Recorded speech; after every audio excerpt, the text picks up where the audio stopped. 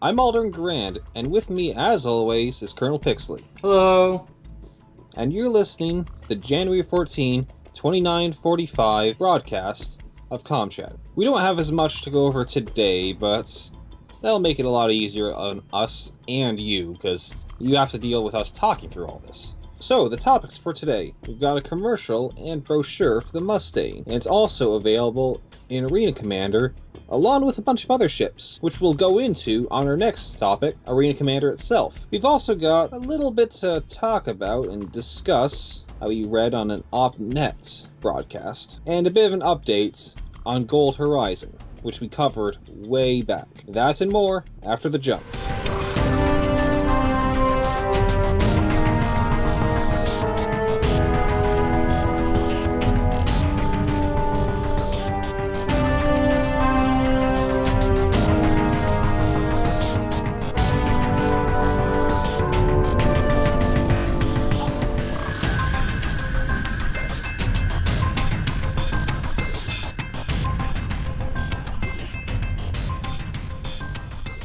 So, in case anyone's not noticed, or is still putting the dates in wrong, it's a new year. Hooray! 2945. We did it. Yeah, we're still around, which is amazing, quite frankly. Well, I think more amazing than making it all the way to 2945 is the fact that we've also made it to episode 10. Yay! We did it! We've beaten Senate Van Ryn. Okay, so, you've been up to anything lately? I spent the holidays with my offspring. Managed to get extended custody for that time. Spent a lot of time with them, so had a lot of fun. Took a trip over to Prime, which I know I didn't tell you, but I didn't want to get work and personal life all intertwined, so. But yeah, spent some time in Prime. Had a real good time. I mean, that money we got, a month and a half ago, has actually been going a long way. Like, that trip to Prime totally wouldn't have been possible without the success of that mission. And that's after a Hornet. I've not really done much, but I did use a little bit of that money I made to buy a few of the cheaper ships. Specifically, the Mustang Beta and Delta, as well as an Avenger. Not all at once. I upgrade from one to another. Oh. Just to check them out, because, I mean, I know I've been spending way more on ships than I probably should, but I'm not that crazy.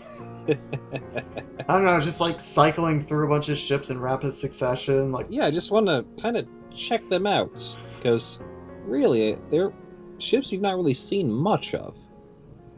Well, yeah. Well, not personally, anyway. Well, yeah, the Mustangs did just come out a month ago, so... Oh, yeah. Well, less than that now. They are really nice for their price, though. So, oh, yeah. Speaking of the Mustang, why don't we get into this next topic, the Mustang commercial and brochure. Yeah, shockingly, on the same day that Arena Commander 1.0 was released, the Consolidated Outland Mustang was made available, and its commercial was released, and also Arena Commander compatibility. Seems like that was timed really well, and people have been rushing to get them. Like, I imagine RSI is not too happy about this, because people have been looking very favorably on the Mustang. I mean, the Mustang Delta has been performing very well in Arena Commander.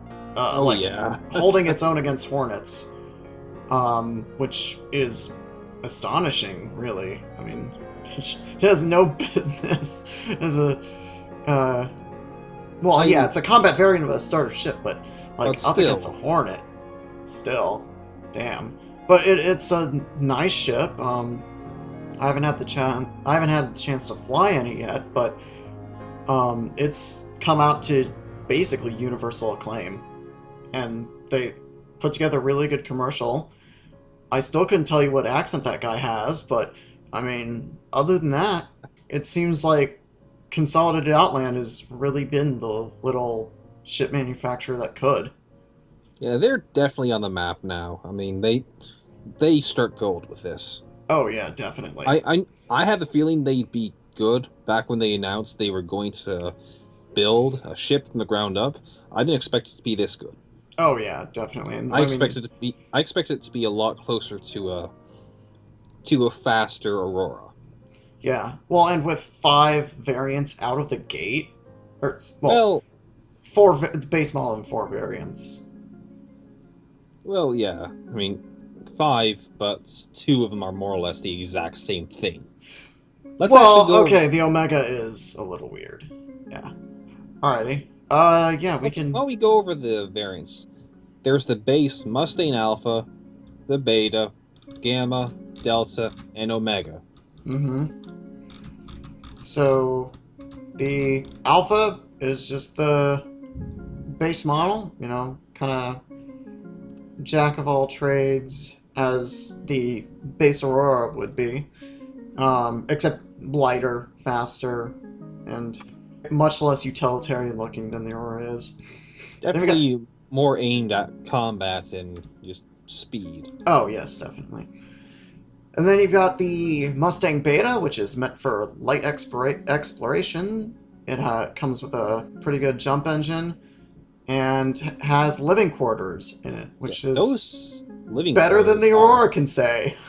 it's better than the 300 series actually. That's one of the Mustangs I bought to test out, and if I had to go travel and didn't need a dedicated medium fighter, if you can call a 300 or 325 Okay. that, this would be the ship I choose. I mean, getting in and out to the cockpits and quarters airlock is a bit tight, but you could live out of this thing easy. Yeah. I mean, you have a bed, you have a little kitchen, you have the the facilities. Yeah, I don't understand how Origin's gonna let them get away with this. And, like, RSI's gotta be fuming at that sort of thing. I mean, the Clipper certainly doesn't have anything like that. It's like, oh, we've got a bed.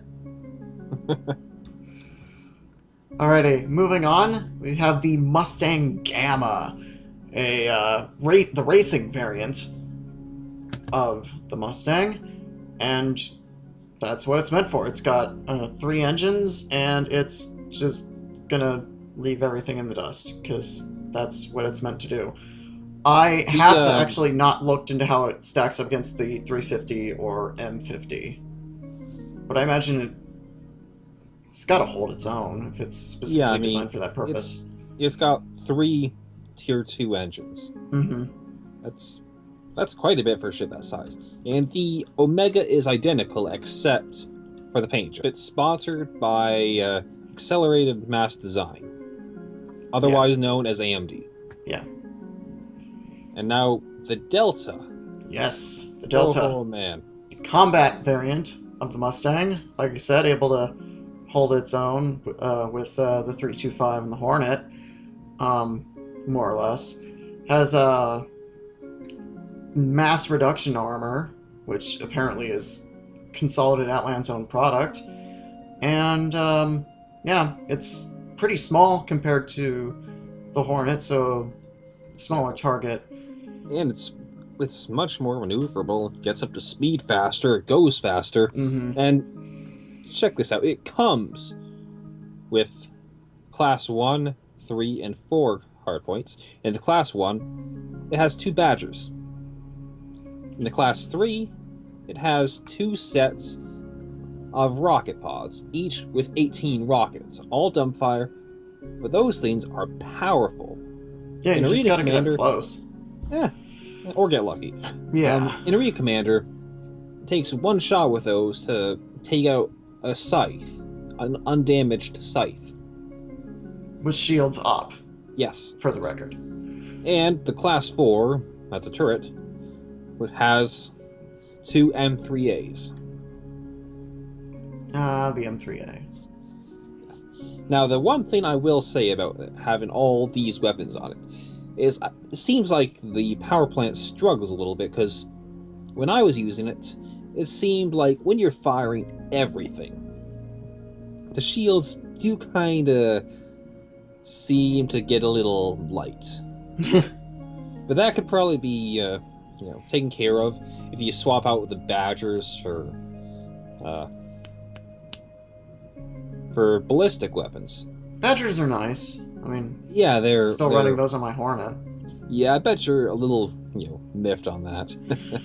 I mean, yeah, it's kind of annoying having, going from the full kit that was the Hornet trainer in previous versions of Arena Commander to Arena Commander 1.0, where the base Hornet is more like its out-of-the-box real-life counterpart. Yeah. So, not quite as much firepower, but, it works. I'm considering getting some Panthers, though. I don't know, it depends on how heat management works on Panthers, because I've been having an issue with the heat on my Badgers, and it's been really getting on my nerves. And that's what's really bothering me lately. But yeah. And there's one more thing we should probably mention, at least about the Mustang Alpha and Delta. Mm-hmm. While the stats say it can carry no freight units, there have been pictures that show it can be loaded up with a cargo box. Yeah. Now, we pretty much know the Gamma and Omega won't be able to because it has a thruster in the way. Mm. The Beta has living quarters there. Mm-hmm. So, who knows, we might see something in the future that will allow these to carry cargo. The rear ends of those look like they could easily fit a standard store-all container, so I would honestly be shocked if they weren't actually able to. I mean, I think those numbers are just what comes with it, and It just doesn't come with a store-all box. I'm certain it would be ridiculous if you couldn't just go out and get one. You can go out and get one right now, even. Go right now to your local store-all distributor. Grab yourself a store-all box. Get a big box, even. I don't know. Comm Cheddar is in no way affiliated with the store-all corporation. Anyway, so yeah, the Mustang. I don't have any further thoughts on it. Do you? Not really. They're good little ships. Definitely really good bang for the buck. Yeah, definitely. And like I said, I imagine RSI is fuming at it. And rightly so. Alrighty. Shall we move on then to Arena Commander 1.0? Indeed. Let's do it. Alrighty. So, like we said at the end of our last broadcast, it's out. And we've had time to play around with it since then, because we've actually had time to get it installed and everything. Imagine that. One of the big things that they did was they got all the variants of every ship in it right now. So they have all the Auroras, all the Mustangs, all the 300 series, and all the Hornets. There's also the Avenger, the base model, and the Cutlass, although the Cutlass is missing a turret. Yeah. Well, and this is just the Cutlass Black. The blue and the red are not available yet. And I would not recommend flying the Cutlass yet. Having flown one myself. What are you talking about? It's totally not like driving a tugboat. On the bright side, if you lose both your main thrusters, it's still flyable. Well, I mean, everything's still flyable if you lose your main thruster. I mean, back when I had my 325A, I mean, I would lose my main thruster all the time. No, I mean this thing, it's still a viable flying without the Oh, yeah.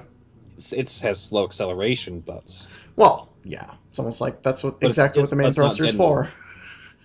Whereas with our, 325s, there are no rear-facing maneuvering thrusters. Indeed, there are not. So, if you lost your main thruster, if you stop, you're kind of done. Yeah. Well, not to mention, if you've lost your main thruster, then you've probably also lost every single maneuvering thruster you have on the rear of the ship, and thus not really able to maneuver anyway. Not all the time. I've lost it, just the thruster itself. But, Okay, well, so generally when it goes away, like, that entire rear section is just gone. Enough on that. We can talk more about that later if we want. But the other thing is they added a signature system, thruster power system, and lateral G-force. Yep. Those are all things now. as well as a lobby system and a private match friend system, which does not work. Yeah, that was what I was gonna go into. So, apparently, original wasn't quite ready for the amount of interest that people would have, like when it actually launched. Like, it already had a pretty sizable beta following, but this release is just like caught on like wildfire, and the servers just couldn't handle it. Basically, online matches are running on life support right now. Private matches are not working. Co-op Vandal Swarm isn't working. Are races working? I don't think they are. Don't think so. Yeah. So a lot of stuff's broken, and they have very talented people working on it. But the fact of the matter is, if you haven't bought it already and you were waiting for a lot of the functionality, I would hold off for the time being. I mean, it's still fun. Don't get me wrong; it's still a blast. I mean, Vandal Swarm is still just as fun as ever. But I mean, not being able to do private matches has been a little irritating to me. Yeah, because we went to try that, and we found out that the private match stuck us in public. Yep. And Pixley was in his, his more or less stripped down Hornet. I was in the Mustang Delta. Almost everyone else, with the exception of one guy in Aurora, were flying Super Hornets. Yup. That was not fun. No, it was not. Especially since we somehow kept running into each other. Well, that was latency on your end, if I recall correctly. Yeah. Not all the time. But still, I think we ended up killing each other more times from running into each other than we did with the guns. That is accurate. Yeah. That is indeed accurate. But yeah, back to the signature system. Basically, the way that works is there's electromagnetic, infrared, and visual. Yeah, they're basically just simulating how the radar works in real life. Basically, the lower each one is, the harder it is for your ship's sensors to pick up the other ship, or vice versa. So I imagine it'd be impossible to lock onto a Hornet Ghost if it's all powered down. And also, if you're behind an asteroid, your signal's lost. So rather than like automatically being able to lock onto any person in the match now, you actually have to go make sure you have line of sight on them, more or less. It's a nice change. Makes things a little more interesting because now you don't instantly know where every single person on the map is. Although I'll admit, it is just a little annoying having your targeting just flicker on and off as your sensors detect them, and lose them and detect them and lose them.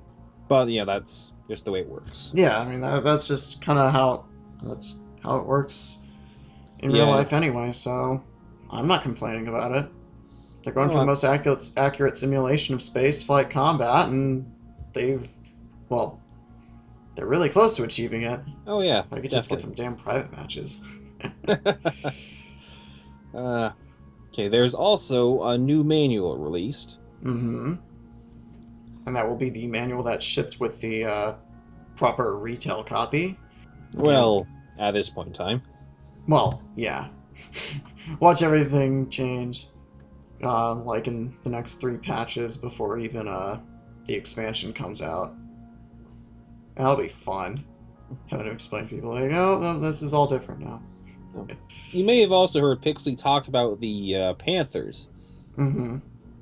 They've added more weapons to Voyager Direct, all compatible with Arena Commander. Yep. Yeah, just too many to go over right now. I mean, the old set, like the ones we had prior to this, yeah, sure, I could probably list them all. Now, not so much. Yeah, I imagine VD's rolling in the credits off of that one. I mean, that was really clever of them to do that collaborative advertising thing. Now, one more big thing that I've not really messed with much is that there are different types of missiles now. They have different tracking methods. They have different payloads. I mean, I think some are even sort of cluster missiles, like they get close enough to the target, and then they deploy mini missiles or something. Yes. Now, if you want to, I mean, we're not going to go over those. We both just have the basic ones. Mm-hmm. But you can find them all in Voyager Direct. Yes.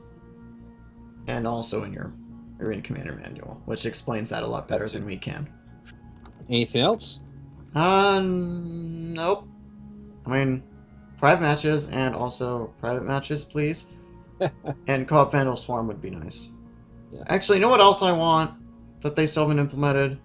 What? Multiplayer free flight. That would be real nice. Yeah, that would actually. I've never thought of that. Yeah, well, I guess, I mean, you basically achieve that if you do a private battle royale, but, I mean, I don't know. Private matches, please.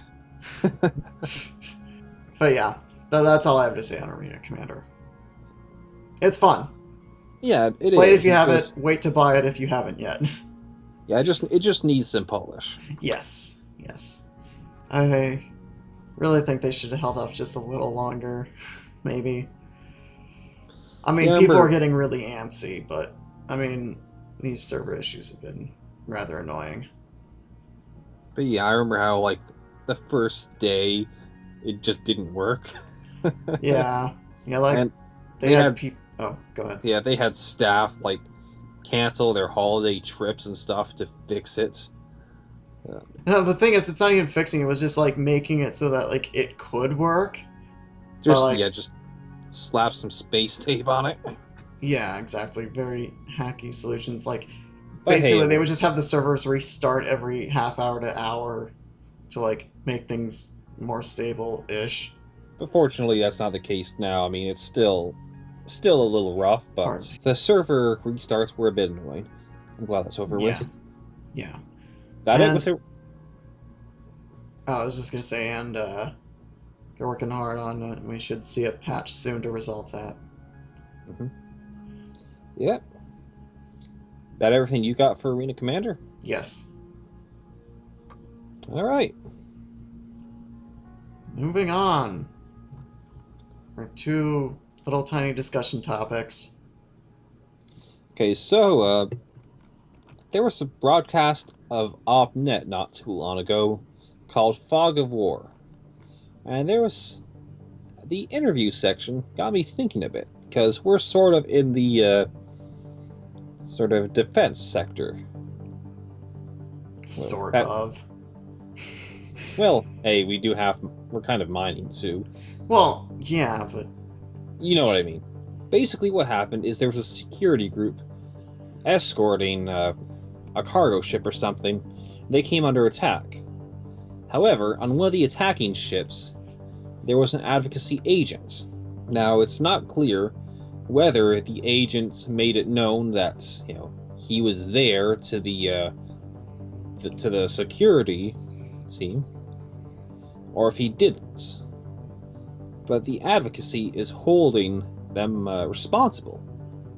Now, this got me thinking a bit, because that could very well happen to us, not just with the advocacy, but perhaps with another organization.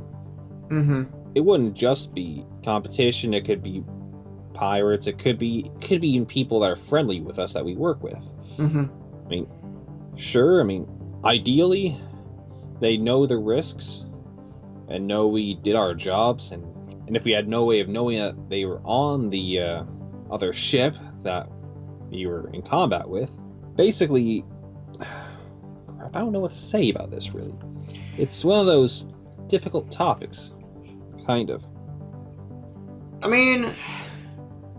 This should be something you talk about, really, because you kind of have to plan for this. Yeah, I mean, so, hypothetically, then, if for whatever reason we're doing undercovers, like we're spying on our enemies or whatever, like we plant someone in the Birdsong Armada, which probably will never happen because I don't think Birdsong's dumb. But anyway, hypothetically, if that were to occur, and then some other org gets into a fight with the Birdsong Armada, I mean, I would be mad at them if they managed to deal a major blow to them and take out a ship that has that agent on it.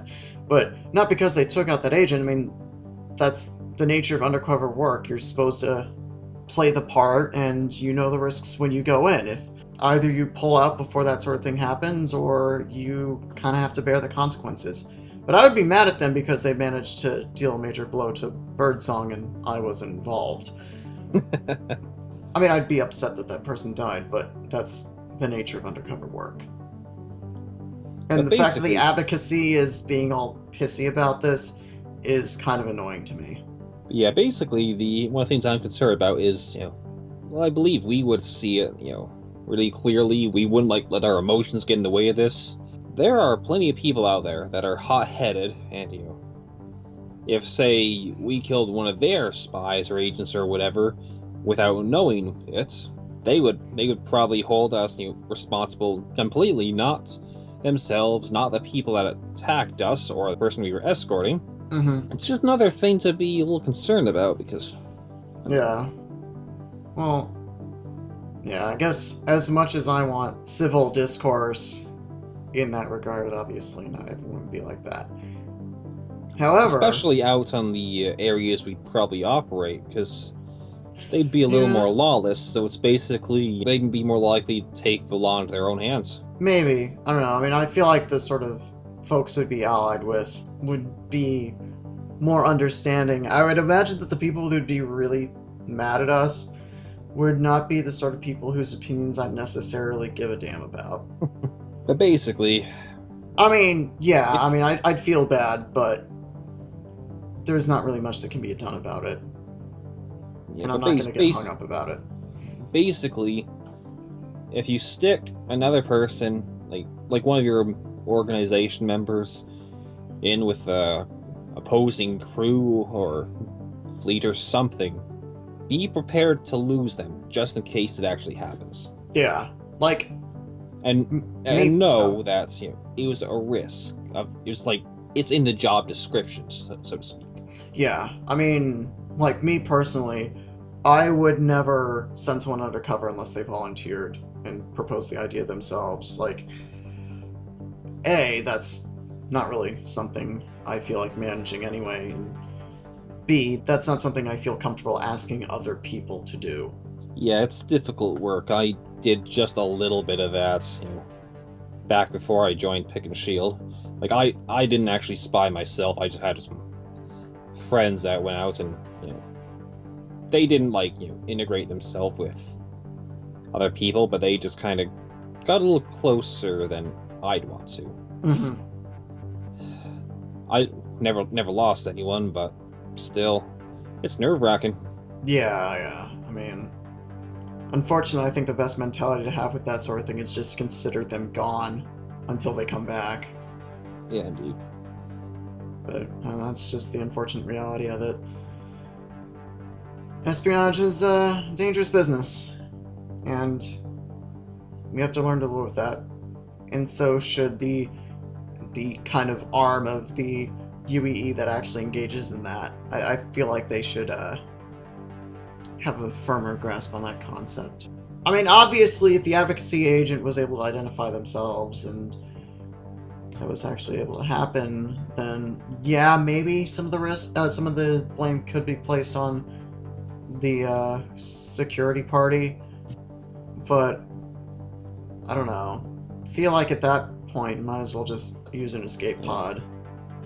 Yeah, because I mean, if you're not just gonna sit there and let another ship shoot at you, yeah, because it will get you eventually, unless you get it first.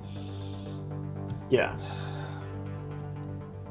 Well, let's move on before we, Yeah, I mean, this is obviously a really deep topic, and we're just a couple of pilots kind of trying to grapple with this deep legal and moral thing. I mean, we might look into it more in the future, but not right now. Yeah. Let's wait. I guess we'll wait till another big news story involving it happens. Alrighty. So, last topic before we wrap up the show. Gold Horizon. That group of stations that we had talked about so long ago that had been recommended for destruction despite the people living on it.